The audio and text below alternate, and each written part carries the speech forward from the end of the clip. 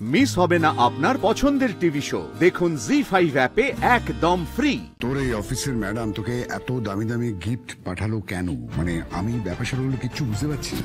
আমিও বুঝতে পারছি না বাবা। মানে নিউ ইয়ার উপলক্ষে এত দামি দামি গিফট, 2-2.5 লাখ টাকার গিফট কোন অফিস থেকে দেয় বলুন তো?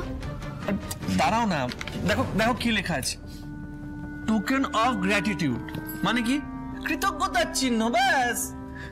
কিন্তু রাজ, একটা কথা বলো, তুমি অফিসে কি এমন কাজ করেছো যে কৃতজ্ঞতার জন্য এত কিছু?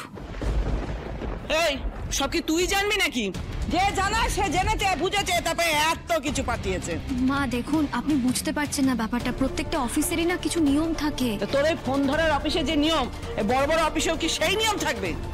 দেখুন মা, আমি কল সেন্টারের মামুলি কলার হতে পারি, কিন্তু এত বছর ধরে আমি চাকরি করছি। কর্পোরেট সেক্টর সম্বন্ধে কিছু তো ধারণা আমার আছে, কি নিয়ম আছে না নেই। নিউ ইয়ার উপলক্ষে গিফট দিতেই পারে, কিন্তু তা বলে কোনো কর্মচারীর জন্য এত দামি দামি উপহার এতটা কেউ করে না মা। জ্ঞান ভান্ডার খুলে বসেছে, আবার ঝরঝর করে জ্ঞান পড়ছে, ঝরঝর করে জ্ঞান পড়ছে।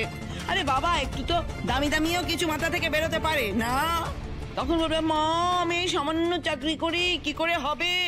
আর যখন আবার রাজ বাবা এইসব এনে দিয়েছে, তখন দেখা সহ্য হচ্ছে না, হিংসে হচ্ছে। থামো না মা, কেন এসব কথা বলছো? দেখো, আমার মনে হয় উপহার দিয়েছে, ওটাকে উপহারই ভাবা উচিত, ব্যাস, আর কিছু না। এই বাদল,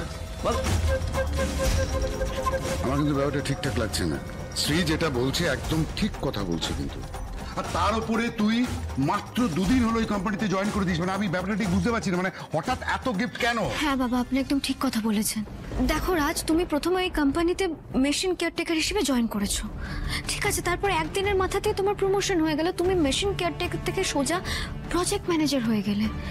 জানেন তো বাবা, এই প্রমোশনের কথাটা শুনে না আমার মনের মধ্যে কেমন যেন কু গাইছিল।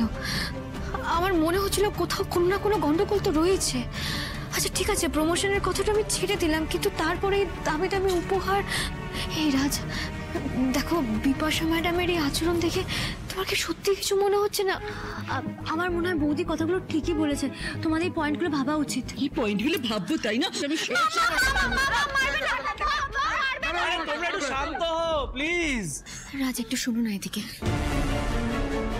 রাজ, আমার কথাটা একটু মন দিয়ে শোনো, বোঝার চেষ্টা করো।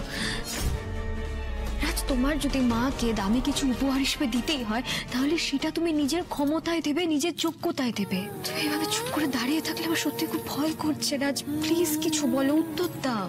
আমার কি মনে হচ্ছে জানো, তুমি বিশ্বাসই করতে পারছো না যে আমি নিজের যোগ্যতায় এসব উপহার পেতে পারি। আমি জানি যে আমি তোমার মতো ভালো ইংলিশ জানি না, তোমার মতো স্মার্ট না, কিন্তু আমার মধ্যে নিশ্চয়ই কোনো না কোনো গুণ তো আছে। নাহলে বিপাশা ম্যাডাম তো আর এমনি এমনি এইসব জিনিসপত্র আমাকে দেবে না। বিনা কোনো কারণে উনি কেন ইনভেস্ট করবে? আসলে কি জানো, বিপাশা ম্যাডাম আমার ট্যালেন্ট দেখতে পেয়েছে। আর দুঃখের ব্যাপার হলো, বিপাশা ম্যাডাম আমি ট্যালেন্টেড এটা বুঝলেন, কিন্তু তুমি বুঝলে না। তুমি বিশ্বাসই করতে পারছো না যে এসব উপহার আমি পেতে পারি নিজের যোগ্যতার জোরে।